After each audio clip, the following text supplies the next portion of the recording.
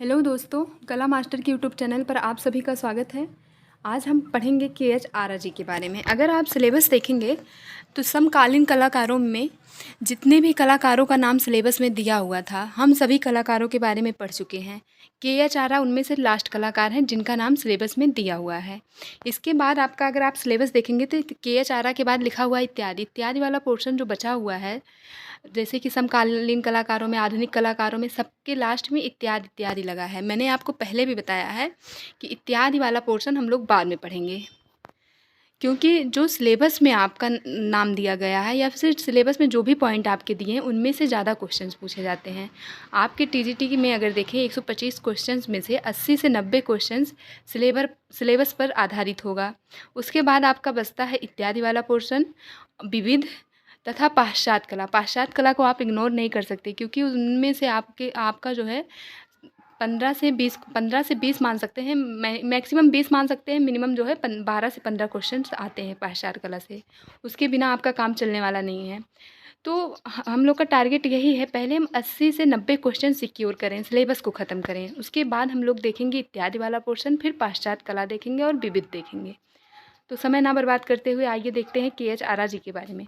तो सबसे पहले देखते हैं इनका पूरा नाम क्या था। के.एच. आरा जी का पूरा नाम कृष्ण हौलाजी आरा था। के.एच. आरा का पूरा नाम कृष्ण हौलाजी आरा था। इनका जन्म 1914 ईस्वी में हुआ था।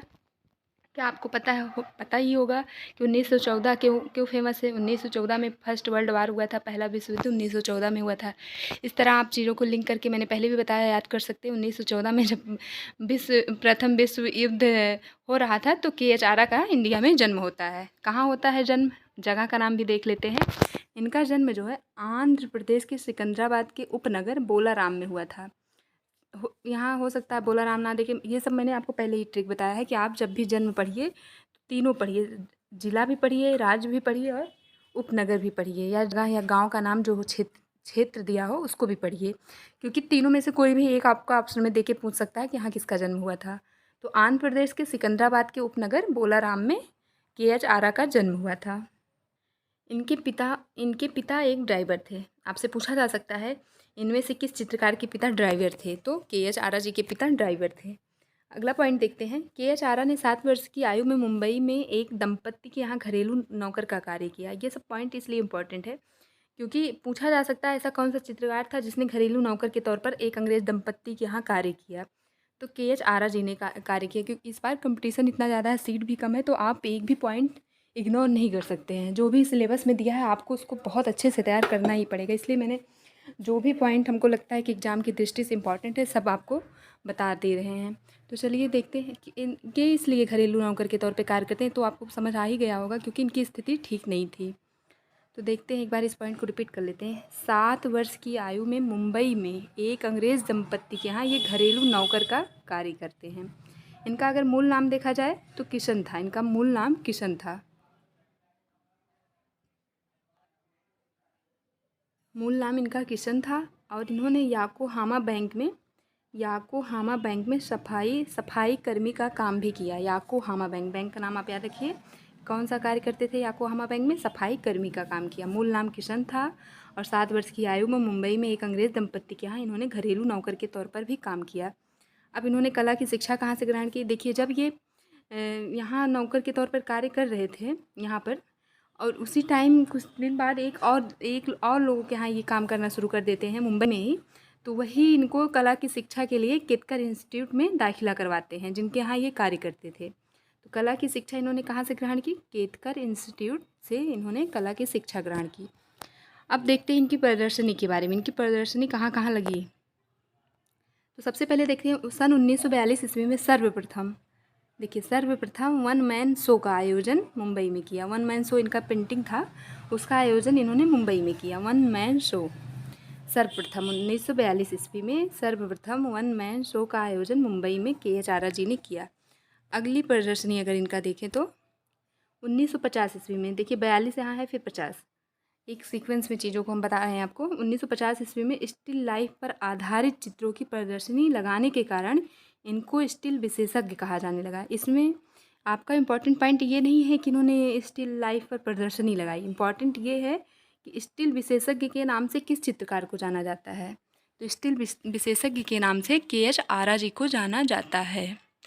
अब इनके पुरस्कार को देखें अगर, 1935 ईस्वी में प्रथम बार मुंबई आर्ट सोसाइटी में इनका चित्र अस्वीकृत हो गया, यानी कि चयनित नहीं हुआ। जब ये मुंबई आर्ट सोसाइटी में अपना चित्र प्रदर्शनी लगाने के लिए ले जाते हैं 1935 ईस्वी में, तो इनका चित्र चयनित नहीं होता।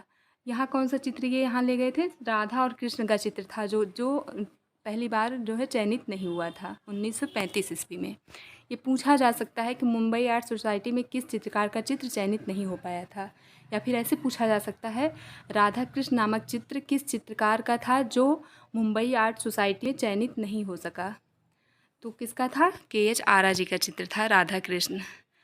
अब आगे देखते हैं इस पॉइंट को जब पढ़ेंगे। 1935 ईस्वी में प्रथम बार मुंबई आर्ट सोसाइटी में इनका चित्र अस्वीकृत हो गया था, किंतु 1939 ईस्वी में, देखिए 4 साल बाद ही 35 यहाँ है, फिर 39 में जो है, किंतु 1939 ईस्वी में आर्ट सोसाइटी ऑफ इंडिया, ये देखिए यहाँ मुंबई है लेकिन यहाँ इंडिया की बात कर रहा, आर्ट सोसाइटी ऑफ इंडिया की प्रदर्शनी में चित्र चयनित हुआ और रजत पदक भी मिला। वही चित्र, जो राधा कृष्ण वाला चित्र इनका मुंबई आर्ट सोसाइटी में अस्वीकृत हो गया था, जिसका चयन नहीं हो पाया था, वही चित्र 1939 ईस्वी में आर्ट सोसाइटी ऑफ इंडिया द्वारा जो प्रदर्शनी लगाई गई थी उसमें चयनित भी हुआ और इनको उस चित्र के लिए रजत पदक भी प्राप्त हुआ। ये इनका पहला पुरस्कार हो गया।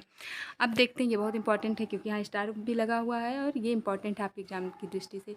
देखिए 1944 ईस्वी में, यहाँ 39 में इनको पहला पदक क्या मिलता है, रजत। फिर 1944 ईस्वी में जल रंग यानी वास पेंटिंग से बने चित्र मराठा बैटल, मराठा बैटल का मतलब युद्ध होता है, जल रंग से जो उन्होंने मराठा बैटल का चित्र बनाया था उन्हें उसके लिए गवर्नर का पुरस्कार मिलता है 1944 ईस्वी में। एक बार इसको रिपीट कर लेते हैं। 1944 ईस्वी में जल रंग से बने चित्र मराठा बैटल में उन्हें गवर्नर का पुरस्कार प्राप्त होता है। मराठा बैटल जो इनका चित्र था उसके लिए इनको गवर्नर का पुरस्कार 1944 ईस्वी में मिलता है। अगला पॉइंट देखें तो 1952 ईस्वी में जहांगीर आर्ट गैलरी के उद्घाटन के अवसर पर, जब जहांगीर आर्ट गैलरी मुंबई में थी, मुंबई में स्थित है जहांगीर आर्ट गैलरी। 1952 में जब इसका उद्घाटन किया जा रहा है और प्रदर्शनी लगाई गई थी तो आरा को स्वर्ण पदक तथा 2000 रुपये नगद देकर सम्मानित किया गया था। एक बार इसको भी रिपीट करते हैं। देखिए 1952 ईस्वी में जहांगीर आर्ट गैलरी जो कि मुंबई में स्थित है के उद्घाटन के अवसर पर लगाई प्रदर्शनी में आरा को स्वर्ण पदक तथा 2000 रुपये देकर सम्मानित किया गया। अगला पॉइंट देखें, इनको विदेश में क्या क्या पुरस्कार मिला। विदेश में इनको एयर फ्रांस द्वारा पेरिस में आयोजित प्रदर्शनी में तैल रंग में, अभी देखिए इसके पहले हम लोग जल रंग भी पढ़ चुके हैं इनके बारे में, यानी कि ये इनका माध्यम वाश पेंटिंग भी थी और तैल रंग ऑयल पेंटिंग भी थी, से निर्मित रक्षा के लिए नारी नामक चित्र पर इनको पुरस्कार प्राप्त हुआ। कहाँ, पेरिस में आयोजित प्रदर्शनी में। और कौन उस प्रदर्शनी को आयोजित किया था, एयर फ्रांस ने। एक बार इसको भी रिपीट करते हैं। देखिए एयर फ्रांस द्वारा पेरिस में आयोजित प्रदर्शनी में तैल रंग से निर्मित, किस रंग से निर्मित, तैल रंग से ऑयल पेंटिंग में निर्मित रक्षा के लिए नारी नामक चित्र पर इनको पुरस्कार प्राप्त हुआ था पेरिस में। अब देखिए इनकी क्या विशेषता थी चित्र बनाने की, तो ये क्या करते थे, जल रंगों को बिना ब्रश की सहायता से अपने हाथ के अंगूठों से चित्रित करते थे। जल रंग यानी कि वाश पेंटिंग ये में ब्रश का यूज़ नहीं करते थे, कभी कभी अपने हाथ के अंगूठों का ही प्रयोग करके चित्र बनाते थे। कभी कभी ये ब्रश और हाथ के अंगूठों की जगह ब्लेड का भी प्रयोग करते थे।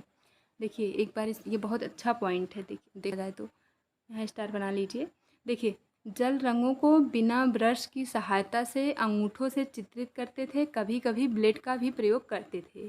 KH आरा जी के बारे में ये बात की जा रही है। अब इनके प्रमुख चित्रों के बारे में अगर देखें, इनका प्रमुख चित्र वही स्टिल लाइफ, जिसके कारण इनको स्टिल विशेषज्ञ कहा जाता है। स्टिल लाइफ हो गया, हरा सेब, लाल मेज, चीनी बर्तन, चीनी बर्तन का मतलब चीनी मिट्टी के बर्तन, टोकरे में रखे पात्र, प्रातःकालीन नाश्ते की मेज। ये वाला इतना चित्र जो है ये बहुत फेमस चित्र था, इसको आप विशेष ध्यान देंगे।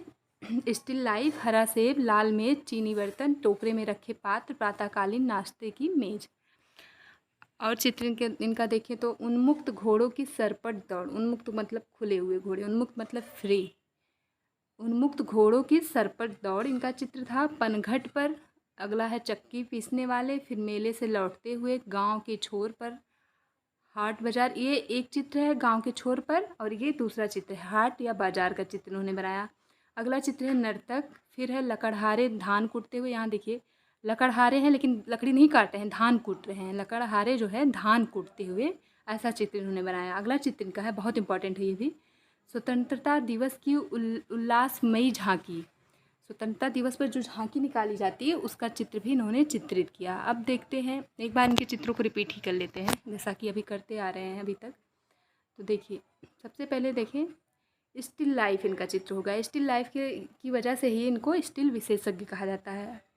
अगला चित्र है हरा सेब, लाल मेज, चीनी बर्तन, टोकरे में रखे पात्र, प्रातःकालीन नाश्ते की मेज।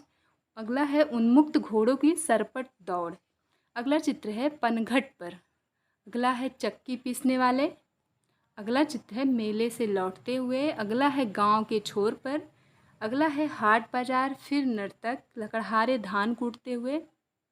लास्ट चित्र है इनका स्वतंत्रता दिवस की उल्लासमयी झांकी इत्यादि। इत्यादि का मतलब ये होगा कि जो आपके लिए इम्पोर्टेंट है वही चित्र लिए यहाँ पर लिखे गए हैं। बाकी अगर ढेर सारे चित्र आप पढ़ेंगे तो बहुत कंफ्यूज होंगे। जो एग्ज़ाम की दृष्टि से इम्पोर्टेंट है वही चित्र आपको बताया जा रहा है। अब देखते हैं प्रमुख चित्र के बाद देखते हैं इनकी कला पर प्रभाव किसका पड़ा। इनकी कला पर पिकासो का प्रभाव पड़ा, मातिस का पड़ा और राउले का। ऐसा इसलिए क्योंकि ये पेरिस कला के प्रशंसक थे, इसीलिए इनकी कला पर, पेरिस कला के प्रशंसक होने के नाते इनकी कला पर पिकासो का प्रभाव पड़ता है, मातिस का प्रभाव पड़ता है और राउले का प्रभाव इनकी कला पर पड़ा है। अब नोट देखिए, नोट पहले भी मैंने आपको बताया बहुत इंपॉर्टेंट है। नोट जो जहाँ जहाँ जिस जिस चित्रकार के नीचे आपको नोट मिल रहे हैं वो ज़्यादा इम्पॉर्टेंट है। देखिए ये आजीवन कुंवारे रहकर कला के प्रति समर्पण भाव रखते थे। आजीवन ये कुंवारे थे। पूछा जा सकता है कि 4 ऑप्शंस दे दिया आपके सामने, 4 चित्रकारों के नाम पूछ लिया गया कि ऐसा कौन सा कलाकार है जो आजीवन भर कुंवारे रहकर कला के प्रति समर्पण भाव दिखाता था। तो कौन था? KH आरा, ये आजीवन कुंवारे थे।